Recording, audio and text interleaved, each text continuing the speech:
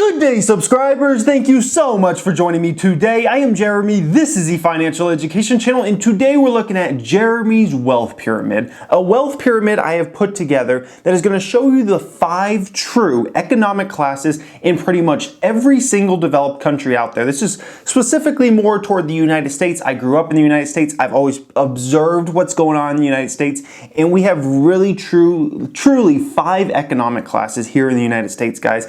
And it's gonna throw some of you guys for a loop because it's a little bit different than how they teach it in school. If you ever went to college in economics class, they might teach you some wealth pyramids and some of those kinds of things, but the problem with those wealth pyramids they teach you in college, they're outdated. They were made back in the 60s, in the 40s, and things have changed so much since then, guys. It's a whole different world now, whole different world. So we're gonna look at Jeremy's true wealth pyramid, and we're gonna say, how do you climb the ranks up here, guys? So hope you can see this real well. I believe you can on the camera there. So you basically have 5 different economic classes in pretty much every developed country, specifically the United States.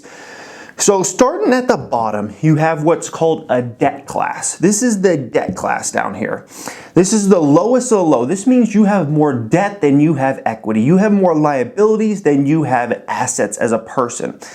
So who's down here in this debt class? Well, pretty much every single kid that graduates college and their parents didn't pay for it or they didn't get a scholarship for it, they're pretty much all down here. The people that had $40, $60, $80, $100,000 in student loans and basically no equity at all, they're down here in this debt class. People that maybe had some bad health experience and they have all these health bills come in because they didn't have insurance or for one reason or another they got a ton of health bills, those people are down here in the debt class. You know who else is down here in the debt class that no one ever pays attention to or realizes they're down here? A lot of people that are in the middle class, what's called the middle class in America. There's a lot of people in that middle class who are actually down here at the bottom. They're below the bare minimum people. You know why? If you have a home loan, you got 2 auto loans, you got credit card bills, you got student loans, and you got $20,000 in your Roth IRA and $5,000 in savings, you have way more debts than you have equity. So although it might look materialistically like you're in the middle class, hell no, you're actually down here in this debt area, guys. So that's another bunch of people that are down there in that debt area that no one even realizes. Like people just, go to the suburbs or something, they assume, oh, look at everybody that lives here is middle class. Sometimes there's actually some people living there that are actually down here, guys. And when you're down here, what I've noticed is most people, it's very hard for most people to get out of this debt cycle. And what they do is they basically enslave themselves for life into that debt cycle, and they take out, more and more loans and then more and more loans to pay off old loans, and they just get trapped in that cycle and they work their entire lives and have almost nothing to show for it, guys, because they get trapped into that debt cycle. And it is vicious. It's like a whirlpool that's just spinning down to the bottom of the ocean, guys. It's so hard to get out of there. It's the hardest place to get out of. It's even harder than getting out of bare minimum. Now, what's bare minimum? This is people that are working, minimum wage jobs or people that are just starting businesses or whatever, or just people that are having, hard financial times. Maybe they have a decent job, but maybe they have 5, 6, 7 kids. You're living paycheck to paycheck basically at this bare minimum stage. This is, the people that at the end of every month, there's basically nothing left. Nothing left. These people some of them might even be on, some government assistance. Some of them might be on food stamps. Some of them might be living in government housing. Some of them might be all types of different things, guys. I was in this bare minimum category around January 2016 because I was starting 2 businesses. It was like paycheck to paycheck. It was like, every single dollar that came in from my businesses the first few months, it went right toward bills. And now what I've done is I've moved up to this true middle class. Now this is the true middle class. This is different than the middle class you're told as a kid. This is a true middle class where this is people that have much more equity than debt, much more in assets than debt. They own, maybe they actually own a house, not have a loan on it, they actually own it. Maybe they have, stocks, things like that. Maybe they actually own other real estate properties. Maybe they have their own businesses. Maybe they have a good job. This is people that when at the end of every month, they have at least several $100s, if not, a few $1,000s that they can put toward investments and those kinds of things. These are people that, they can go out to dinner and spend, $75, $100, and it's not like the end of the world for them. They can do those type of things. They can throw a nice Christmas. They can throw, great holiday parties and things like that. This is the true middle class, and this is made up of a lot of different people. This is made up of a lot of people who have enough financial knowledge to get by. It doesn't mean they're experts or anything like that, but they understand banking, they understand the debt, they understand staying away from that. They're probably pretty educated. They have good jobs. They have solid jobs, and they don't overspend. Those kinds of things, guys. So that's the true middle class, and it's made up of a lot of different people, guys. Now, up here, this is what's called the top 2%. This is the top 2%. This is the people that really have like at least $500,000 of net worth, maybe more than that. These type of people have like a minimum of $10,000 a month to put toward investments. This is like, these people are doing really well, really well. These people are making, $300,000, $400,000 like minimum, maybe even more than that, guys. These people are doing very well. Now, this class is made up of definitely a lot of mid-sized business owners. It's made up of a lot of executives at companies and people like that, guys. It's made up of people that manage these people's money, some of them. That's who makes up this top 2%. And the last one here, BBC, and it's not the BBC you're thinking about there. BBC, I call this the Billionaires Boys Club. These people are massively wealthy. This is truly a billionaire class, guys. I mean, there's only 1,000 or 2,000, maybe 3,000 people in the world that are in this class. It's a whole different level of wealth. This is a type of wealth that you can buy anything and it's not a problem. You could buy the biggest yacht and it's not a problem. You could buy a mansion in Miami and a mansion in LA and a mansion in Toronto and a mansion in the UK, and it's not a problem. This is whole different levels of money. This is a Jeff Bezos of the world, the Elon Musk of the world.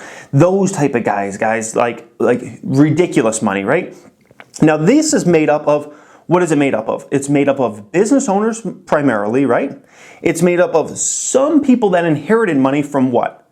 Business owners. Their dad was a business owner who became super successful. Think about Steve Jobs' wife. She would be in this Billionaire Boys Club, right? She's worth like $15, $17 billion or something. She would be in there because her husband started a company, right? Who else is in here? Investment managers, people that run big, huge hedge funds, mutual funds. But, here's the thing. They talk about those people make money off investments. Not really true. They run their business. When you start a hedge fund, you're running a business. You got to get people to believe in your capital, to give you capital. You got to say, hey, I can get you these type of returns. This is what I've done in the past. You got to have salespeople. You got to have assistants. You got to have all these type of people. You build a business. So these people don't truly make it off investments. They start a business by managing all these people's money. Well, mainly the true middle and mainly the 2%. They manage their money. Then they get investment returns. They take a big chunk out of that. So that's who's up here, guys. So the question is, how do you move up here? Depending on what stage you're at, what stage are you at? You got to ask yourself that right now. Are you here? Are you here? Are you here? Are you here? I know you ain't here.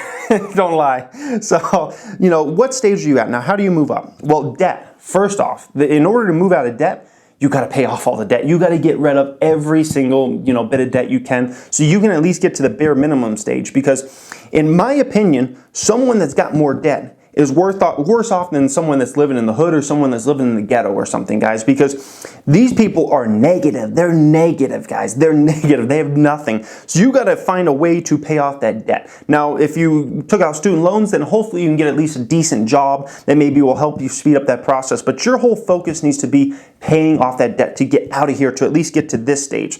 Now, to go from bare minimum to true middle, few different ways. In my opinion, the best way to do it is starting a small business. However, you can also move into this class by getting an education, by going to college. Maybe you can get a better job and those kinds of things. Maybe since you're in this class, maybe you can apply for some government aid, some government financial aid, and you actually don't have to take out loans since you're already poor. You might have to take night classes and those kinds of things. That's a way you can move into this true middle, okay? And you also got to educate yourself on everything financial matters, because if you go from here where you're making minimum wage, you get your college education, then you get a job where you're making 20 bucks an hour or whatever, still that 20 bucks an hour is not going to cut it if you don't know how to save money, how to invest money, those kinds of things, guys. But that's how you move in the true middle. Now, this is where most people get stuck. Most people don't see a way of getting above the true middle. And one part is they say, well, that's the top 2%. That means I only have a 1 in 50 chance of making it there.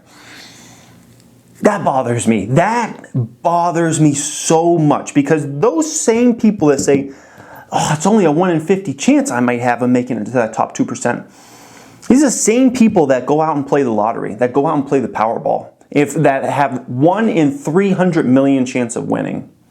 Those are the same people that play scratch tickets where the odds are horrible. These are the same people that think their team's going to make it to the Super Bowl even though their team blew last year. These are the same type of people that, think all these things are impossible, and yet there's a 1 in 50 chance, maybe even better than that, of you making it to the top 2%. Like, why are you going to disbelieve in making it there when you believe in these other things? Like, come on, like it so bothers me so much, guys. Now, to get from here to there, there's a couple routes you can go. You can go the corporate route and try to be an executive at a company. Very hard, because you're going to have to be an executive at a huge company. Only so many huge companies out there, guys. What do we have? And let's say in the United States of America, maybe we have 1,000, maybe 2,000, what I would call huge companies here in America, right? And this is, biggest country out there as far as the economy goes. 1,000, maybe 2,000 big companies. Now, each of those companies maybe have 5 to 10 true executive spots that would put you into that top 2% class, right? You're competing with massive amounts of people. There's tens of thousands, if not hundreds of thousands of employees at those companies you're going to be directly competing with to move up those ranks, guys. It's going to be really hard to do. You can also start a business. Now, to start a business, you got to build that business, and you got to have it at least become a mid-sized business to really move into this top 2%. It's possible to move into this top 2% if you just have a small business. If you're the only employee in your business, going to be really difficult, though, to move in that top 2%. You could be, an advanced surgeon or doctor, like someone that's super educated. But of course, to get there, you're going to have to go through 8, 9, 10, maybe 12 years of schooling. So you might start school, college, I should say, at 18 years old. You might not even be done till you're 30 or 28. So you're not starting your financial life till you're that age. And if you had to take out debt, like, you're going to be massively in debt right off the bat, guys. So it's going to take you quite a while to build up to that stage. So in my opinion, what's the best way of getting here? I would say absolutely starting a business and trying to go that route and trying to make it successful, because the chances you're going to beat out all those people, those employees out there, very, very difficult, guys, because all it's going to take is one person to not like you, right? All it's going to take, and this is something that people always worry about. Oh, well, is my gender going to affect my, if I get promoted? Is my race going to get affected if I get promoted? Is, I'm gay, is that going to affect if I get promoted? My hairstyle is like this, is that going to affect if I get promoted? I went to this college, is that going to affect that? Because mainly, a lot of times you have one person who's deciding if you get up to the next ranks, right? That one person doesn't like you for whatever reason, you might just not get promoted, guys. That's an issue. That's an issue. When you start a business, if one person doesn't like you, move on to the next one. Go get the next customer. If that one doesn't like you, go to the next one. Go to the next one. So it's a whole different ballgame when you're starting your own business and trying to move up the ranks, rather than working for somebody and that one person controls your fate, guys. Big difference there. And then to move up to here, if you ever want to get up here, you got to be a successful business owner, and you got to make it into a monster business, like huge, like, earth-changing, like an Amazon, a Tesla, Apple, Google, those type of businesses, right? eBay, like huge business, if you want to ever get up here. But and the only people up here, guys, the only people up here are business owners. There's no one else up here that's not a business owner. Like I said, the people that inherited money, guess what? Their parents or their grandparents, they own businesses. The person that says they were a real estate investor and they made it up here, Yeah, because they raised money because they operate a big company, a big real estate company that could get big financing, that had all these employees working for them, and that's how they got up here. The hedge fund manager, they didn't get there because they were investing. They got there because they were a successful investor, but mainly because they operate a business that could talk rich people and a lot of the top 2% and a lot of the true middle into investing in their hedge fund, right? And they went out and invest that money, and as long as they got a decent return on those many billions of dollars they manage, they could make it up here to the Billionaire Boys Club over time, guys. So everybody up here started a business or they made money because of someone else starting a business, guys. So that is the bottom line if you want to get up there. And so you got to ask yourself, what's the easiest way? My opinion, it's entrepreneurship without any question, guys. Without any question. You don't need a ton of money to start a business. There are some businesses, if you want to go out there, you can put a ton of money into it if you want to go that route and you want to get financing, all that. But I recommend just starting with what you can do and then going from there, guys, and then building up that wealth pyramid. One last thing, one last very important thing I want to point out. Everybody says diversification. Diversification, so important.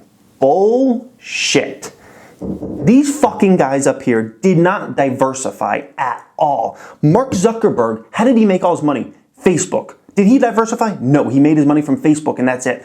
Jeff Bezos, how did he make all his money? Amazon, Amazon, Amazon. Steve Jobs, how did he make all his money? Well, he made it from like 2 or 3 different companies, right? But that's still not diversified. Warren Buffett, how did he make all his money? Berkshire Hathaway. All his wealth is in Berkshire Hathaway stock. Bill Gates, how did he make all his money? All his money was in Microsoft stock, guys. They did not diversify. They built their wealth all through their business. They went 100% in on their business, and that's how they got there. That's how they got there, guys. Not because they had a million different businesses. Not because they diversified in all these different stocks. Absolutely not. They got up there because they went all in on a business. And by the way, most of the business owners that got up here, they went all in on their businesses. So that whole, you need to be super diversified to, climb the wealth pyramid. Oh shit, that might be a decent way to keep wealth, to preserve wealth. But as far as building wealth, diversification, complete bullshit, guys. Whoever told you that, liar. So anyways, hope you guys enjoyed this today. My book is linked in that description. I hope you enjoyed this video today. By the way, if you're wondering what one I'm in the true middle right now. But I would say give me 24 months and I'll probably be up here in the top 2. So, which is amazing because I went from bare minimum to true middle in about a 1.5 years time, and now I'm expecting within a 24-month span to be in the top 2. How else would that be possible without business owning? There's no company I could have worked for that would have gotten me promoted that fast and would have had me moving up the ranks, guys. There's no way it would have been possible other than starting my own businesses, guys. No way. So anyways, hope you enjoyed. If you just came across this channel, you may want to subscribe. We talk personal finance in the channel. We talk entrepreneurship. I'm an actual business owner. I give away so many business tips. We talk stock market investing more than anything. Thank you for watching, guys, and have a great day.